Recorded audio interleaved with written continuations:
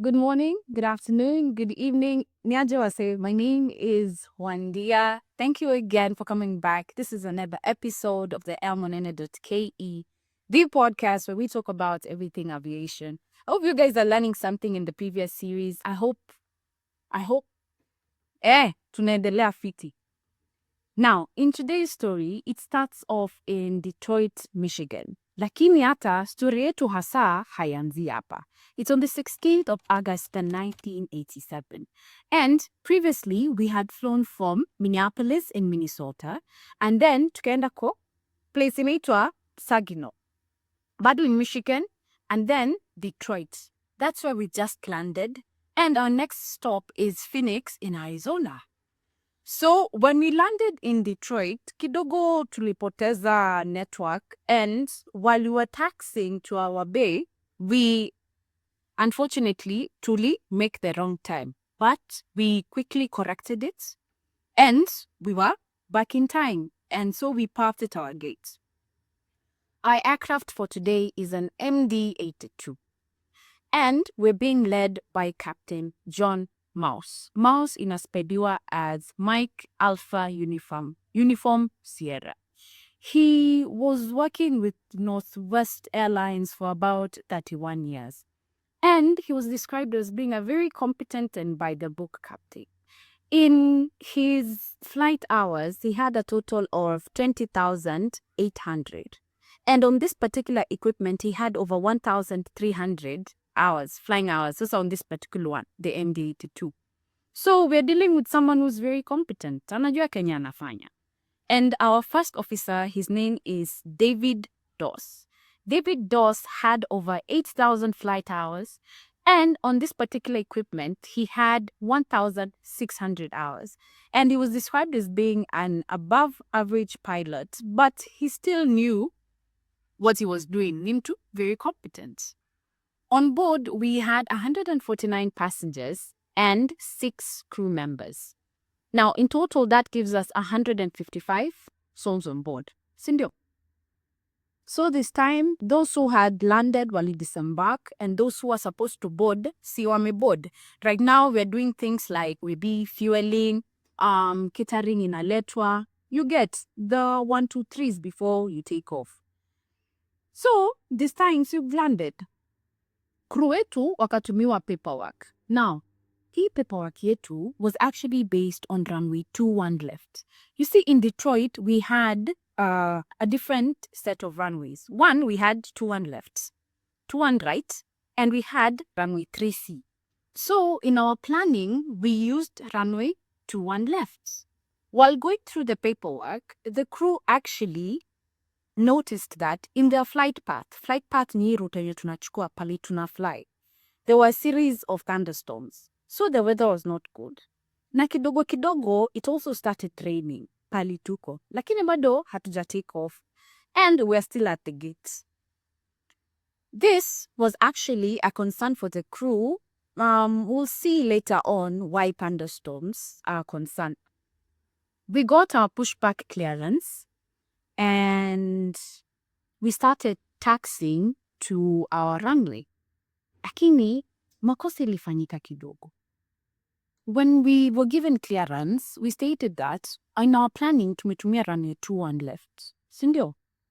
Lakini due to these thunderstorms, runway 21 left ilisemekana we can't use it now. Why? There was wind shear. Wind shear ni nini? Wind shear basically is just wind when it changes direction and speed. So that's called wind shear. And this can be horizontally or vertically. So because of this reason, tukaambiwa, by the way, now we need to use runway 3 Charlie. Runway 3 Charlie was actually the shortest compared to runway 21 left and 21 right. So basically what that means is, mnakumbuka tulifanya calculations yetu based on runway 21 left. So right now tumebadilisha, we are on runway 3 Charlie. So we need to recalculate. In the aviation industry, we are led by weights in these things, in performance actually. What do I mean? Let's take an example of an Airbus 380 or let's take an example of a Boeing 747. The length of the runway it needs compared to a Cessna or a 737 has to be longer. Kwa nini? We need more distance to generate more lift. You get? So 3 Charlie yetu, it was shorter than 2-1 left.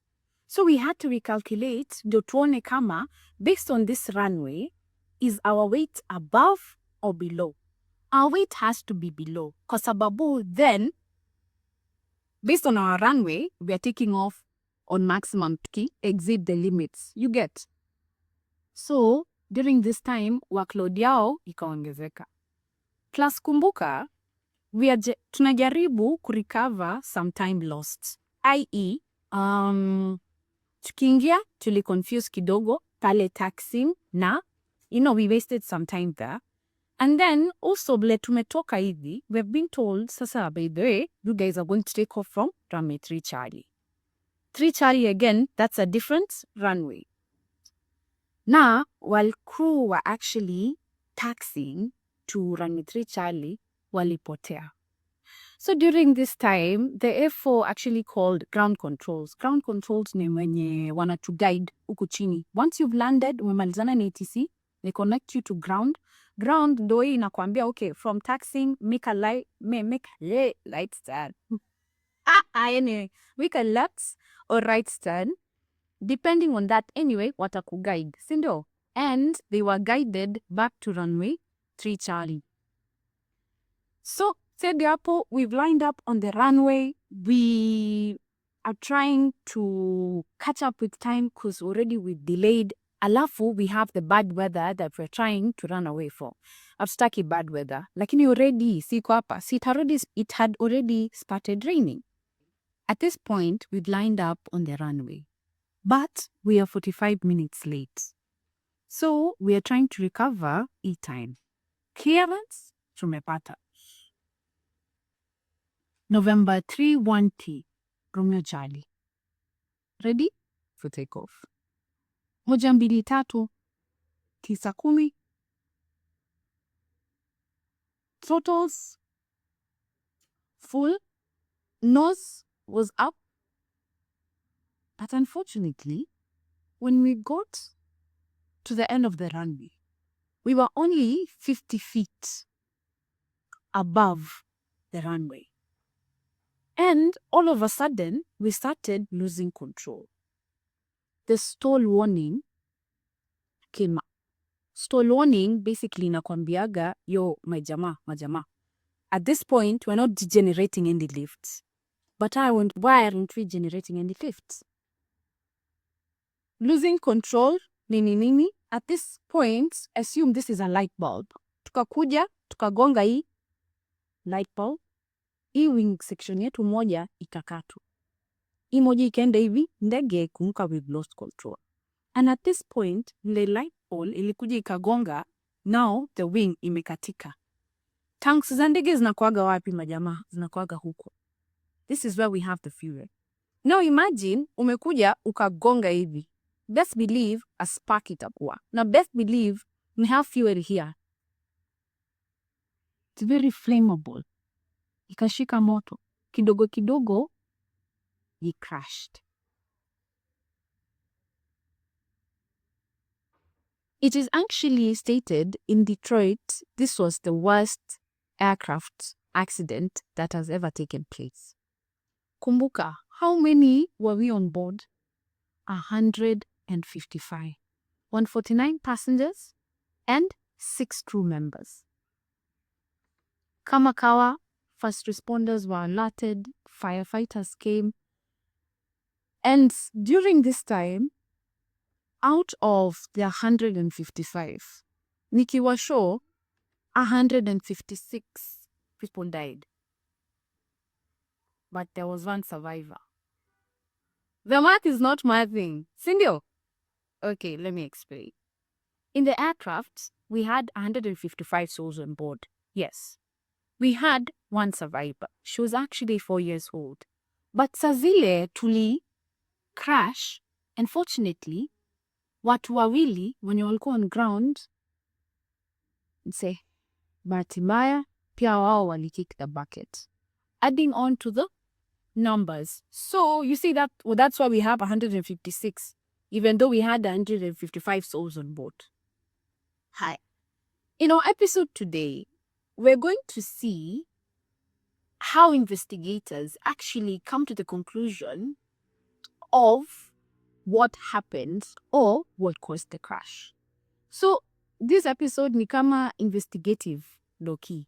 We're going to go through the series of events and we're going to judge whether, based on the circumstance and the data that we have, whether one or the other caused the accident.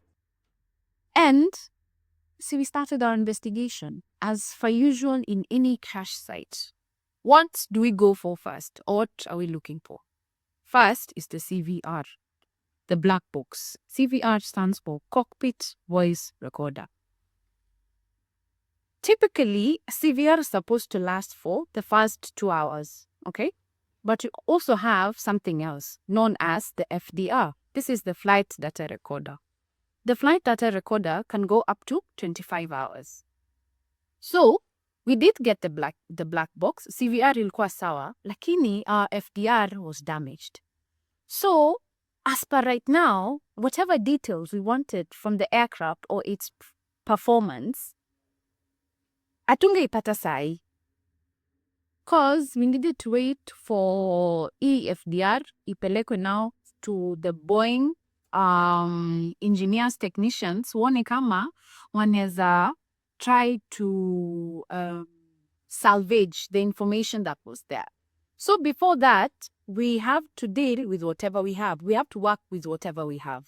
So i.e., tunaanza kuuliza witnesses kenye waliona. Now during this time, the ATC, the air traffic controller, who was in duty during that time, actually stated that he did see the aircraft like take off, lakini ilikuwa ina struggle kulift. Alafu, all of a sudden, akaona moto. Haya. Now, the people on ground were also asked. Wakasema, yes, they saw the aircraft, ili lift, lakini bado ilikuwa ina struggle take off. Like, si take off, ilikuwa imesha take off, lakini ilikuwa ina struggle climb. The nose was high, but it was struggling to gain height. And then they stated that waliona imegonga a light pole and then flames zikatokelezea and then it crashed. So at this point, investigators wanted to find out what caused the flames.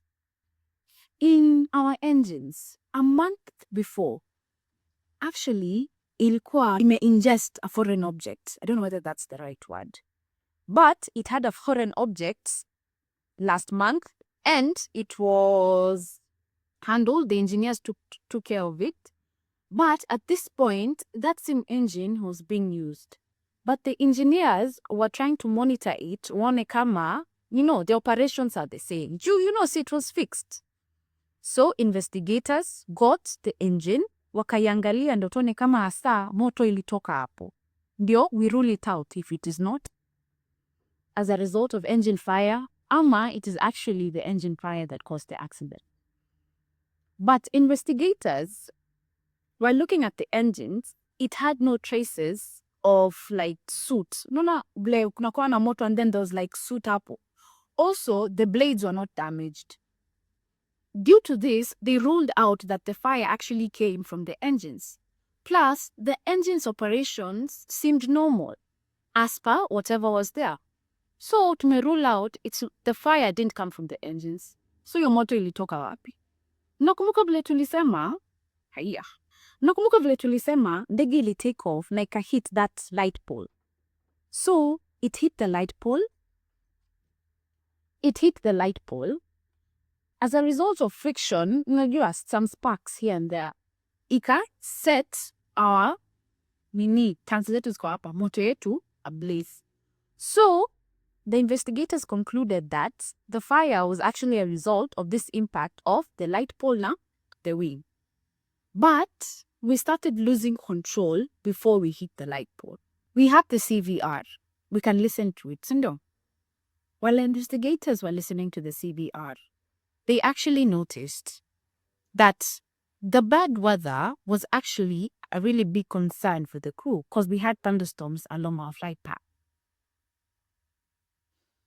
So, when you talk about thunderstorms in the aviation industry, what are we mostly worried about? One, you're worried about microbursts. What are microbursts? Microbursts, basically, these are localized columns of air sinking. Localized column of sinking air. You get? So let's assume we have a thunderstorm here and then we have a downdraft. Just imagine air inakuja hivi chini. Do you know, ndege yako, your airspeed will be reading very different things kwa sababu hewa mob inakuja hapa. So ndege ina interpret ni kama, by the way, we are moving fast, yet you are not the one that's moving fast. It's the air that's moving fast. Plus inakusukuma chini. This is sinking. And actually, unaweza dhani hii ati ni hewa, Buddha haiwezani na ndege. Actually, microbursts have caused accidents previously. So, could the crew saa zile walikuwa nataka ku take off, ama saa zile wali take off, a microburst happened to be there, alafu ikawasukuma chini, waka crash. Haya. As per the CVR, the crew actually got an alert that there was a microburst. Lakini, do you know we don't have, like, during that time, we're in 1987, kumbuka, we didn't have any equipment ya kusema that, by the way, we've detected a microburst. If anything, the ATC relied on a captain's report. You see? So, wewe kama ni captain, you're flying, and you feel like, oh, maybe there's a microburst here or something. You just send an alert kwa ATC. ATC subsidized all the other crew zenye wako chini. But by the time ATC ilikuwa imepata hii report, we were still at the gates. We hadn't taken off. So, ikitwa to affect. Lakini majamaa, mnakumbuka at this point, ndio runway yetu ilichenjiwa from 21 left. Na tulikuwa tumesema, we had changed as a result of wind shear. Now, thunderstorms actually cause wind shear. Now, as a result of this thunderstorm, ndio maana tukatoka runway 21 left, now we were transferred to 3 Charlie. And during this time, simnakumbuka, we had our A4. And you remember we said, when our runway is being changed, we have to recalculate our weights. Ndio tuone kama hii runway yetu, is it sufficient for us to generate enough lift for us to take off? At this point, we wanted to confirm kama, first of all, as a result of these changes, A4 wetu alifanya hii hesabu haraka such that alikosea with our maximum takeoff weights. Also, hii downdraft, si tumeona ita hainge to affect. By that time tulikuwa kwa gate bad. Sindio? So we haven't taken off. So, investigators at this point, si wakafanya their own calculations wakaona that, yo, by the way, we were below our maximums. So, it's not that we were heavy. Sindio? The runway was sufficient. Second, as per the weather reports they got, and as per the satellite readings, wakaona, yes, wind shear ilikuwa, but the time the wind shear alert was there, because wind shear now can be detected. Now it sent an alert to ATC. ATC sensitized, now the crew. During this time, tulikuwa bado kwa gates. Hatujatoka bado. So, first of all, we've ruled out the the downdrafts. See yo, it's not the microbursts. Higher. Second, hii wind shear. Already we were badilishwad our runway. As for our calculations, our maximum takeoff weight was all right. We were below the maximums. So, nini FDR yetu bado hatujapata. It's still being worked on by the technicians. sindio? We only have the debris enye iko, sindio? Kama kawa, investigations zinaendelea. Now, as one of the investigators, alikuwa anaangalia the center console. Center console ni, unaona, let's assume I'm one of the crew, I'm on this side, the other one, he's on that side. Ama, she's on that side. Hapa, ndo tunakuanga na the thrust levers, the flaps. So, imagine, yo, console yenye inakuanga hapa, na hii ya katikati. Here's where we have the instruments. I'll insert a picture here, just for reference. But as they were investigating the center console, they actually saw that the flap handle was actually at 0 degrees. Flap ni nini? So, flaps and slats are actually an extension of the wing. Example of this indicator, I hope you guys can see. So, see, this is the wing, upper. These are the slats. Hizi ni flaps hapa nyuma, na hizi ni ailerons, okay? So basically, these are just extensions of the wing that help us in generating lifts, basically. So when we say that the flaps were at 0, please remember, when we're taking off, flaps are not supposed to be at 0. They're supposed to help us generate lift. They're supposed to be at a certain degree. So either 1, 2, 3, 4, 5, 10, 15, depending. But as per our handle, zilikuwa at 0. What else can we use to confirm kama flaps zetu zilikuwa extended? 1. When we're lining up to take off on a runway, kuna kuwaga na ndege zingine nyuma yetu. So they went and asked the pilots who are behind our MD-82, our flight 255.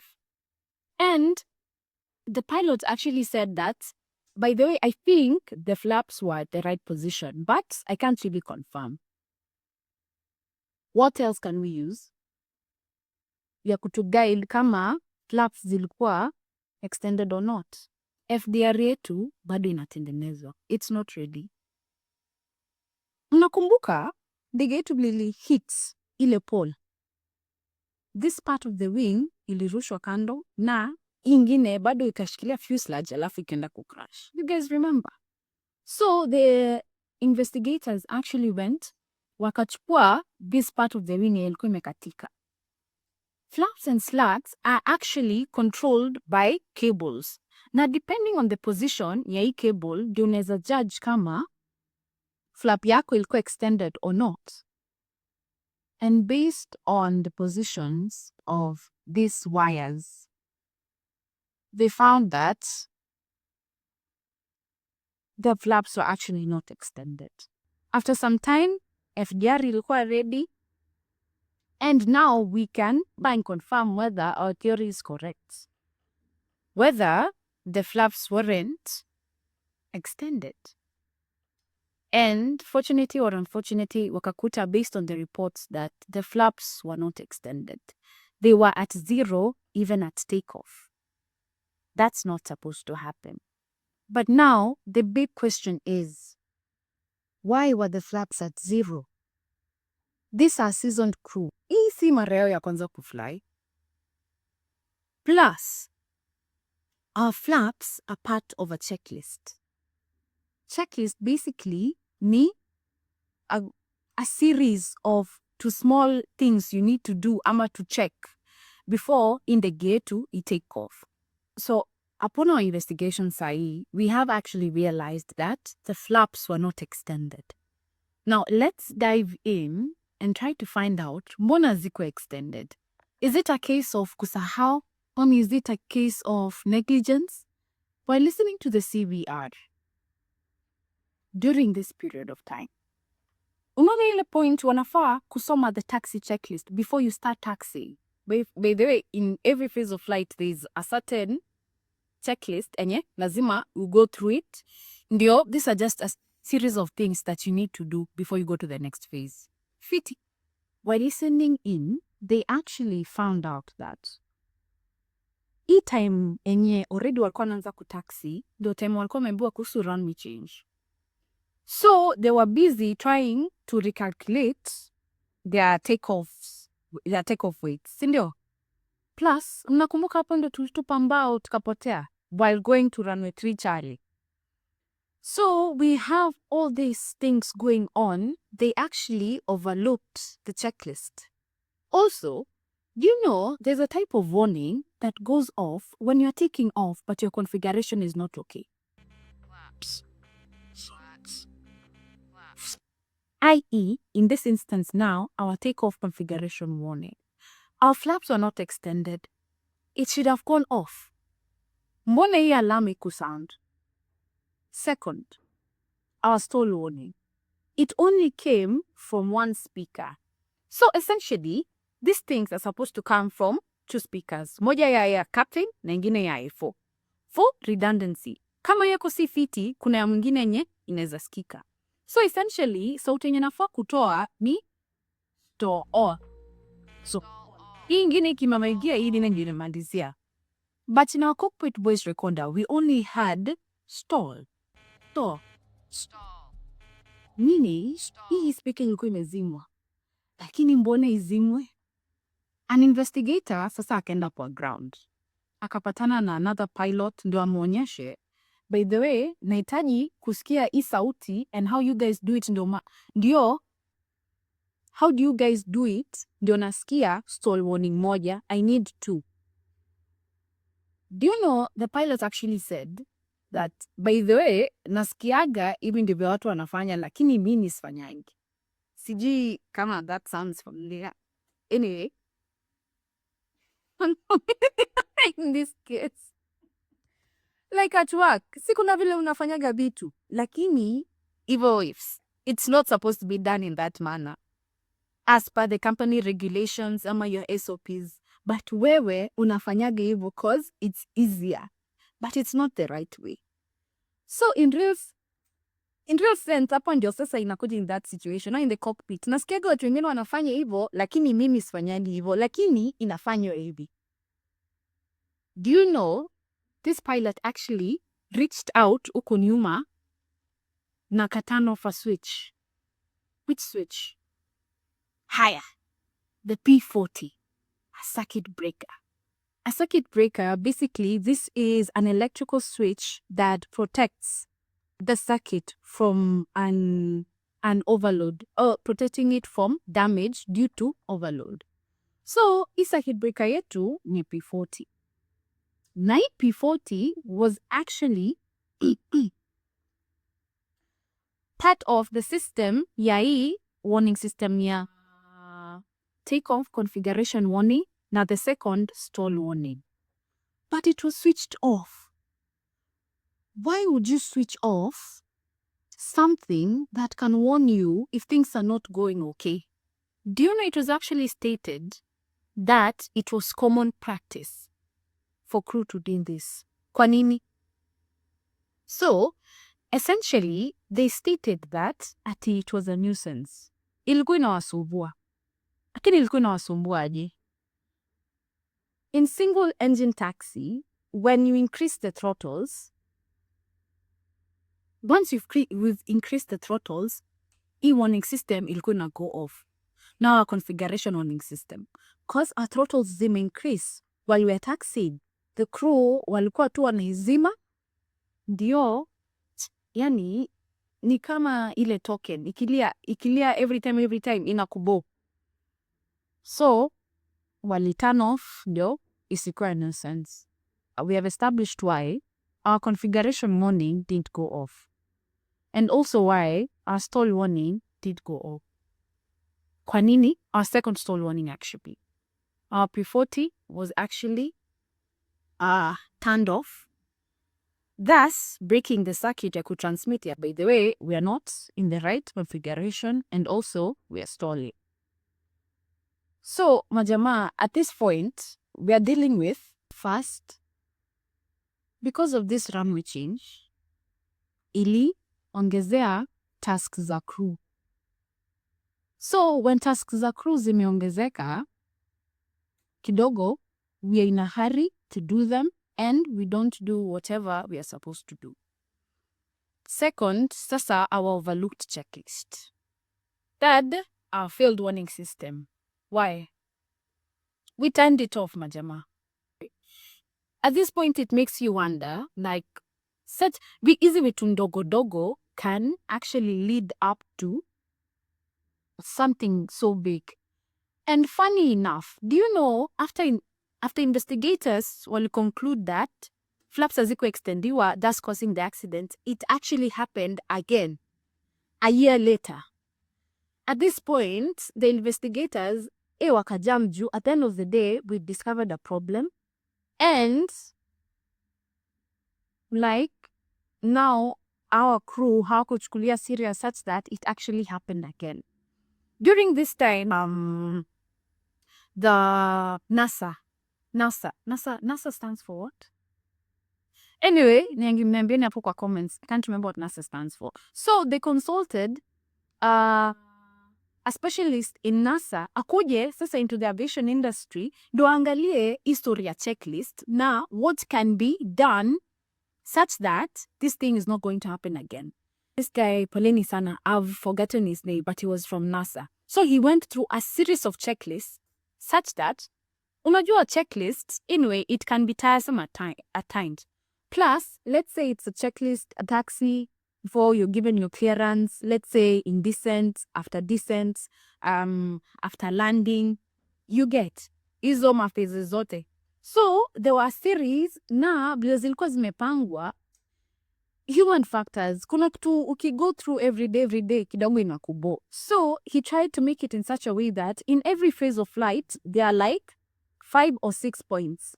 Now, you know when you're going through the checklist and see is trying to communicate with you or some other crew mahali, you might get distracted when you're given an acknowledgement or whenever you're asking for something, you might get distracted. So he made it in such a way that hata kama umeachia 5, yani you can still go back to 5.